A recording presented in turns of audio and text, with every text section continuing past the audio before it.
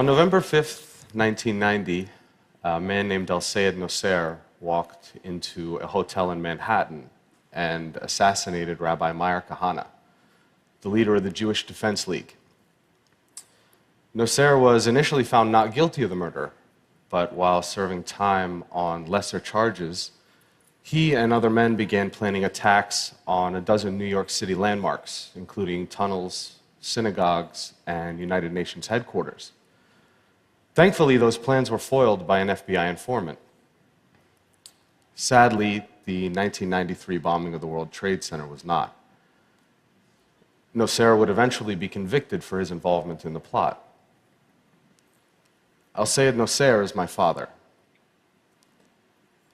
I was born in Pittsburgh, Pennsylvania in 1983 to him, an Egyptian engineer, and a loving American mother and grade school teacher who together tried their best to create a happy childhood for me. It wasn't until I was 7 years old that our family dynamics started to change.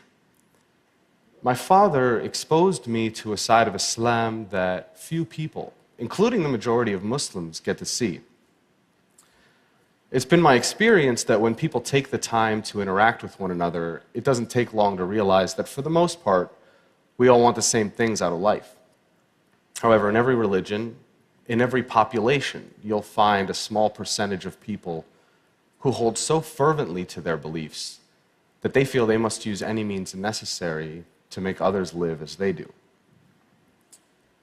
A few months prior to his arrest, he sat me down and explained that for the past few weekends, he and some friends had been going to a shooting range on Long Island for target practice.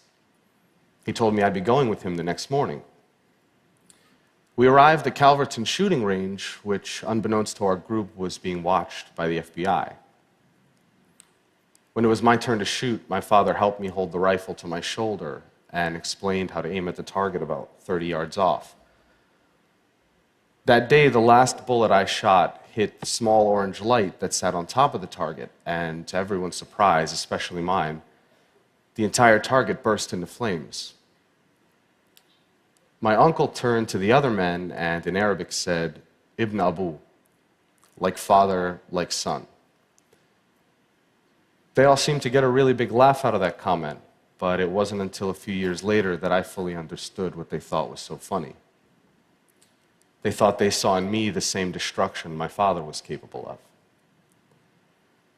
Those men would eventually be convicted of placing a van filled with 1,500 pounds of explosives into the sub-level parking lot of the World Trade Center's North Tower, causing an explosion that killed 6 people and injured over 1,000 others.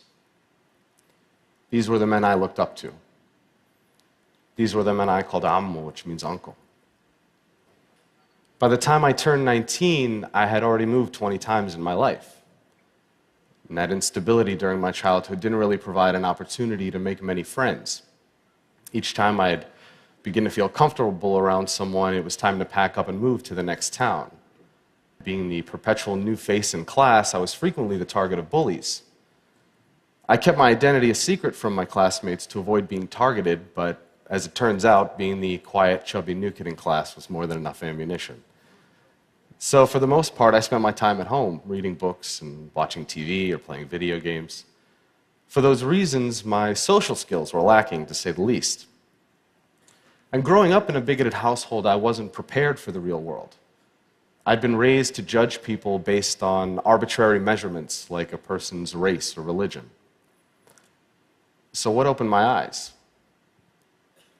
One of my first experiences that challenged this way of thinking was during the 2000 presidential elections. Through a college prep program, I was able to take part in the National Youth Convention in Philadelphia. My particular group's focus was on youth violence, and having been the victim of bullying for most of my life, this was a subject in which I felt particularly passionate. The members of our group came from many different walks of life. One day, toward the end of the convention, I found out that one of the kids I had befriended was Jewish. Now, it had taken several days for this detail to come to light, and I realized that there was no natural animosity between the two of us. I had never had a Jewish friend before, and frankly, I felt a sense of pride and having been able to overcome a barrier that for most of my life I had been led to believe was insurmountable. Another major turning point came when I found a summer job at Busch Gardens, an amusement park. There I was exposed to people from all sorts of faiths and cultures, and that experience proved to be fundamental to the development of my character. Most of my life I'd been taught that homosexuality was a sin, and by extension that all gay people were a negative influence. As chance would have it, I had the opportunity to work with some of the gay performers at a show there, and soon found that many were the kindest, least judgmental people I had ever met. Being bullied as a kid created a sense of empathy in me toward the suffering of others, and it comes very unnaturally to me to treat people who are kind in any other way than how I would want to be treated. Because of that feeling, I was able to contrast the stereotypes I'd been taught as a child with real-life experience and interaction. I don't know what it's like to be gay, but I'm well acquainted with being judged for something that's beyond my control. Then there was The Daily Show. On a nightly basis, Jon Stewart forced me to be intellectually honest with myself about my own bigotry and helped me to realize that a person's race, religion, or sexual orientation had nothing to do with the quality of one's character. He was, in many ways, a father figure to me when I was in desperate need of one. Inspiration can often come from an unexpected place, and the fact that a Jewish comedian had done more to positively influence my worldview than my own extremist father is not lost on me. One day I had a conversation with my mother about how my worldview was starting to change, and she said something to me that I will hold dear to my heart for as long as I live.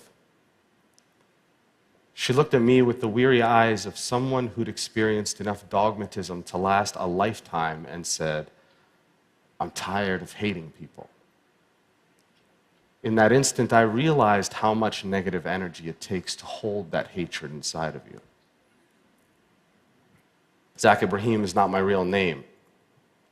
I changed it when my family decided to end our connection with my father and start a new life. So why would I out myself and potentially put myself in danger? Well, that's simple.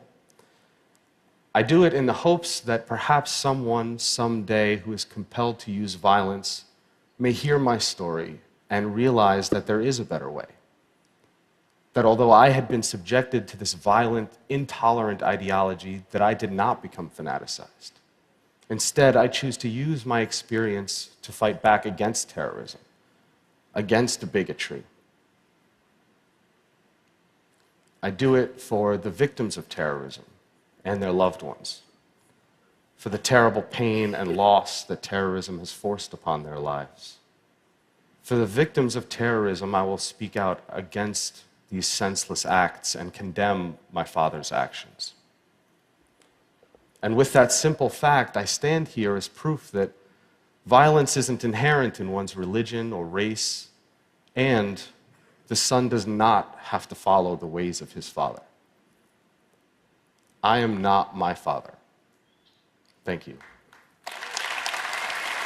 Thank you very much. Thank you all. Thanks a lot.